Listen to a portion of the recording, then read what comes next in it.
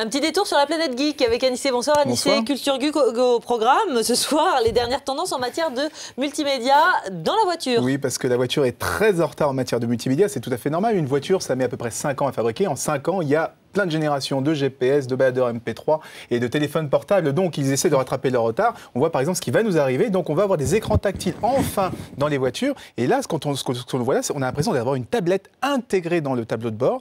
Et cette tablette-là, on peut lancer des applications exactement comme on le fait sur son smartphone. Et regardez, là, on peut aussi piloter des équipements de la voiture, par exemple le changement de ligne ou la climatisation. Et c'est beaucoup plus simple qu'avec des petits boutons. Donc, mais ça, c'est plus sécure aussi. C'est pour bientôt, ça. C'est pas pour tout de suite. Alors, en attendant, la voiture qui se connecte avec son téléphone, ça aussi, c'est notre tendance. Comme la voiture n'arrive pas à rattraper les multimédias embarqués, l'idée, c'est de connecter son téléphone portable directement à la voiture et donc d'utiliser la musique de sa voiture pour la mettre sur son téléphone portable, par exemple. Ou aussi, on peut regarder des vidéos directement sur son écran ou envoyer des tweets, aller sur Facebook directement en utilisant son téléphone portable. Alors, est-ce que ce sera accessible à tous, enfin, en toutes les catégories de véhicules? Alors, ce qu'on a vu là, c'est très haut de gamme, c'est pour les voitures haut de gamme, mais l'avantage, la nouveauté, c'est que ça devient complètement abordable pour la voiture de Monsieur Tout-le-Monde. Regardez, la technologie qui arrive très bientôt, là, c'est pour la prochaine Focus qui embarque un écran tactile et qui fonctionne à la voix. Quand on veut téléphoner, on parle à la voiture et il compose le numéro de téléphone automatiquement. Il y a un GPS en 3D. On peut même changer les couleurs